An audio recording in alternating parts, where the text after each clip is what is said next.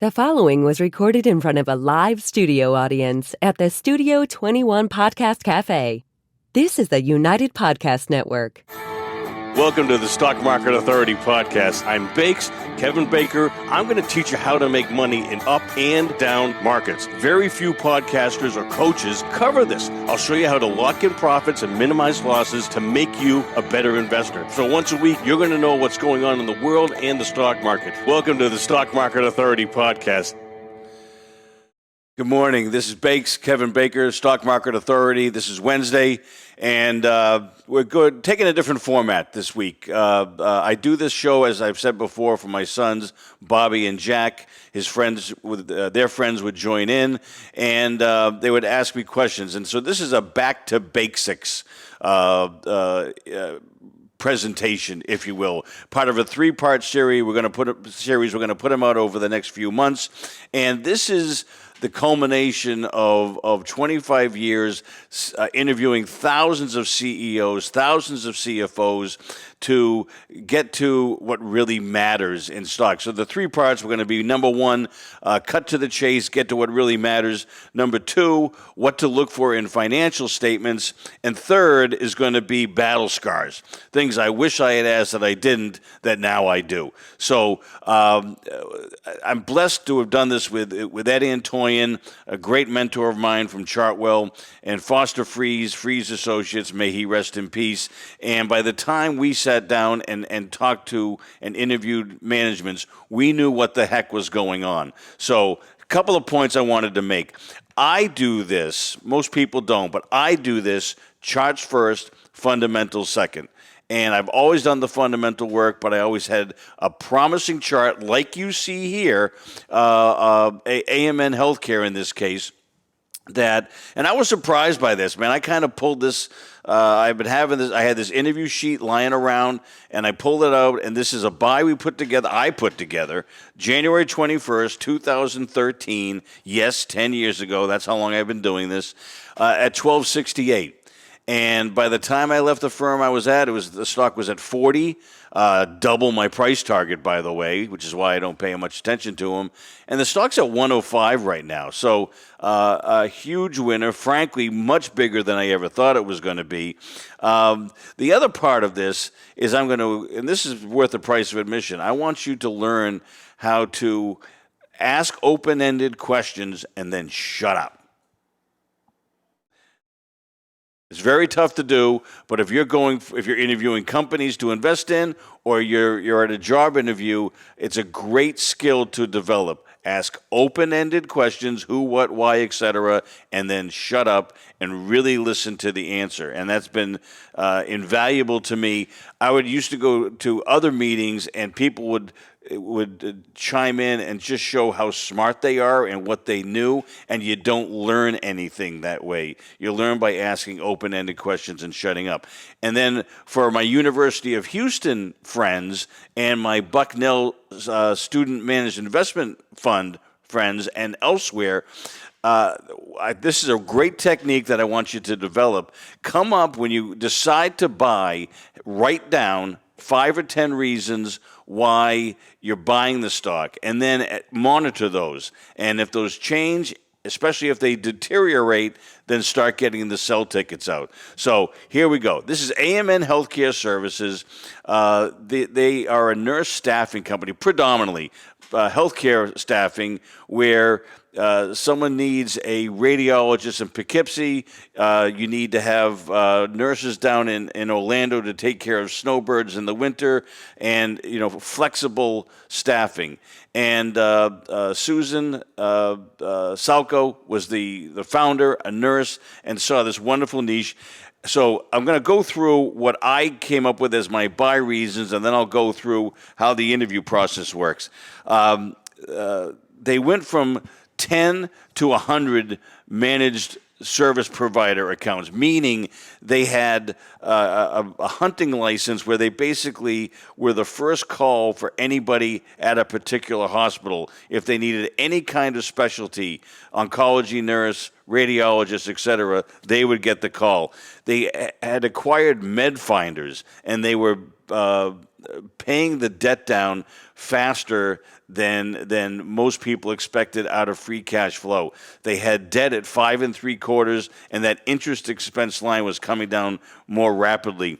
They had scale and first mover advantage. They were number one in the industry. I think they still are today, frankly.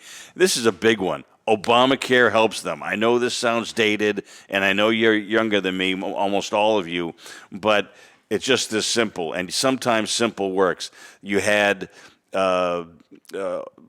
people getting coverage under Obamacare that they didn't have before, and so they were going to be utilizing more healthcare services, and they needed more people to take care of them, period.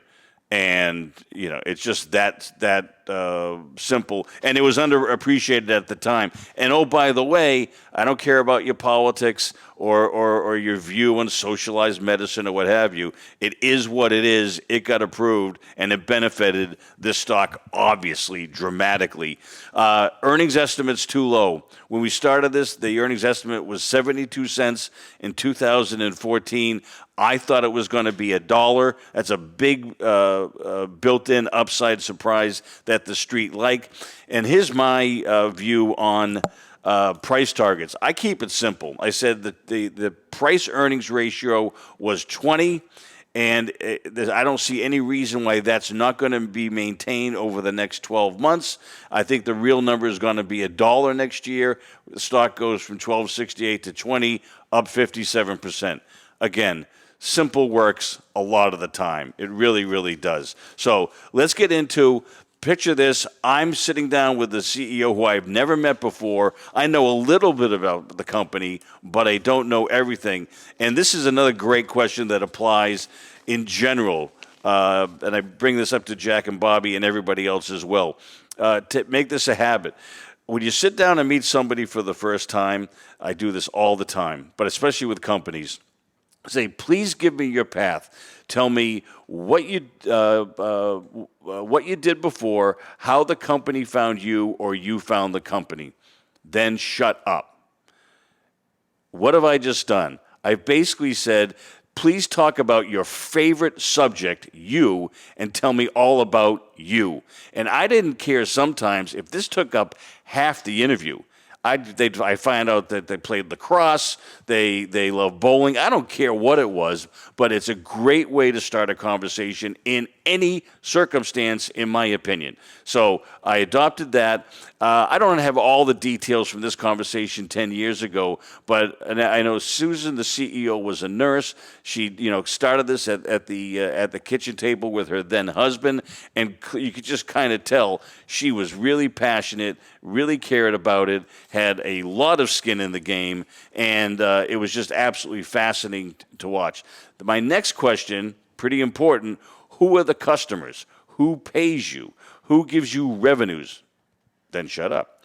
Now, in this case, it was hospitals, 80% nonprofit, 20% for-profit. That makes sense for a nurse and physician staffing company. But the reason I asked that is that in other circumstances, you have a big customer concentration. And so if a customer is 15, 20% of revenues, you better know about that relationship, whether that goes away in the blink of an eye. In this case, that's not germane. Then I asked, please break down. A lot of this is in the financial statements, but I wanted to hear it from then. Please tell me break down the revenues for me. Tell me what the growth rate is over the next year, and please give me the margins and what's happening there. And again, shut up. All right. And so what we got there was 68% of the business was nurse staffing. It was growing.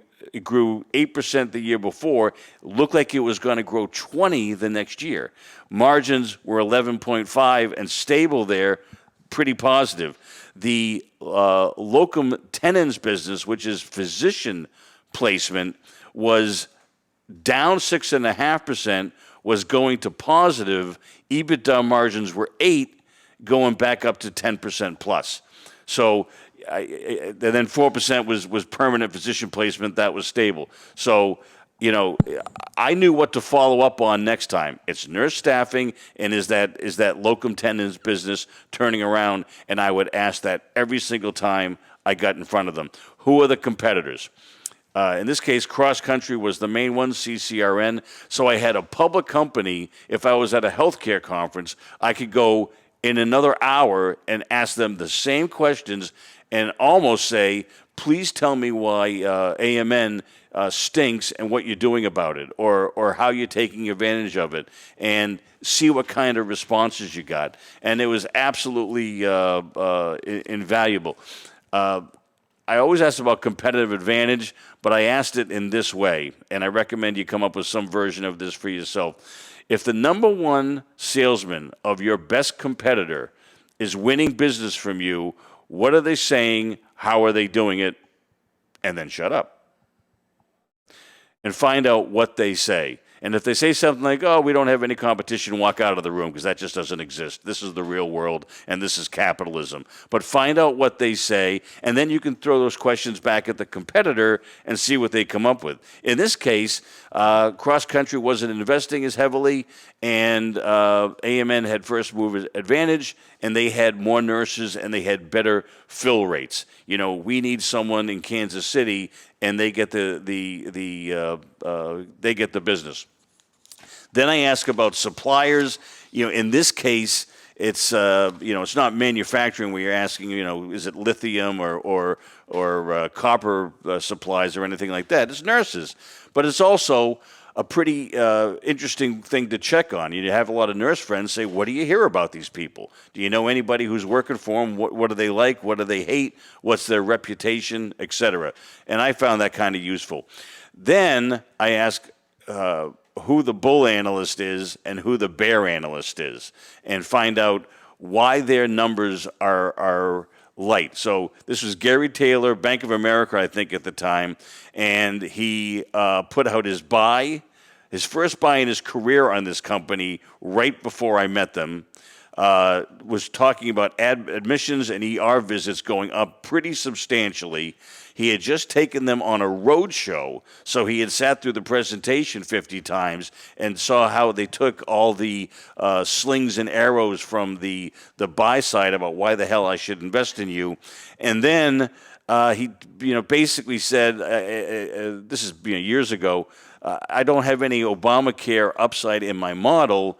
And so I just read the tea leaves. So the 72 cents looked more like $1 to me, and that was pretty good. I also have a bear analyst that I'm not going to mention because the stock worked, but I talked to him as well to say, hey, why do you not like these guys? Did they pass you over for the IPO? Did you have a problem with the CEO? Do you hate the business generally? Are you spending your time on other things and you need to have some cells out there to balance things out? What do you find there? So let's take a quick break, and I'll be right back with Stock Market Authority. Do you want to become a better investor? Do you want to learn how to make money in both up and down markets? Then you need to go to stockmarketauthority.com and sign up for our free newsletter today.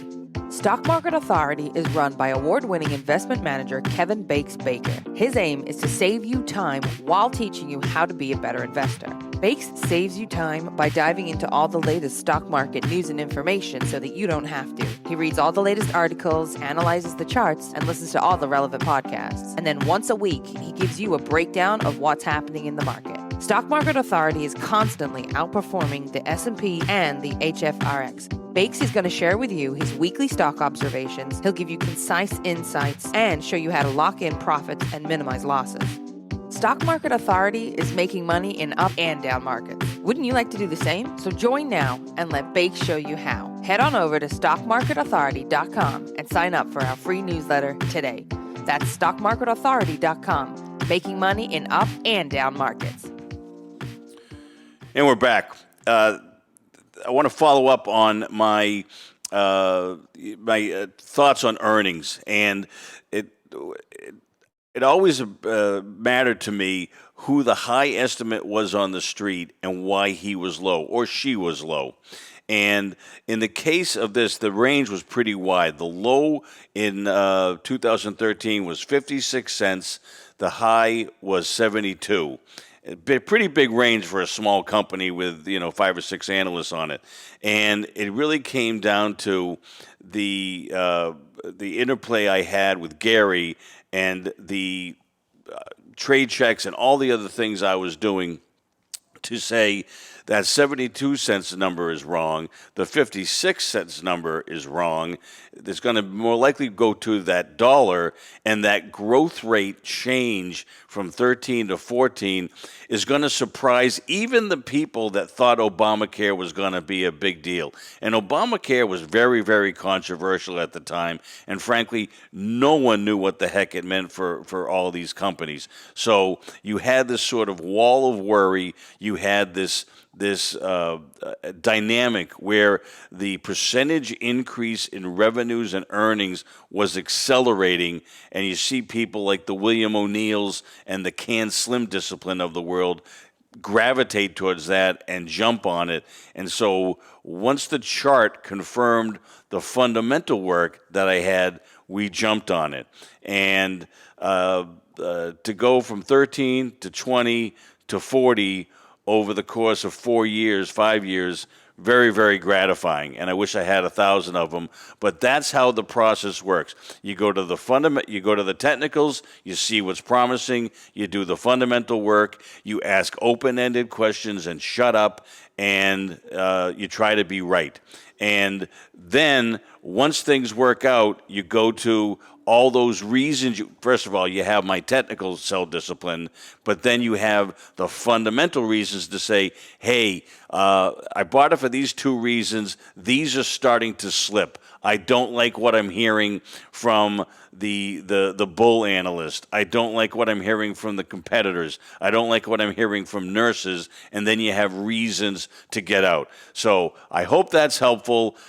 Please go to my website, stockmarketauthority.com. Sign up for my free newsletter.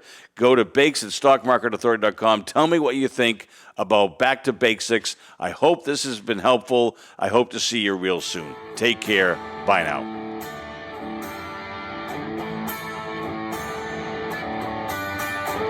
The views and opinions expressed by the hosts, guests, or callers of this program do not necessarily reflect the opinions of the Studio 21 Podcast Café, the United Podcast Network, its partners, or affiliates.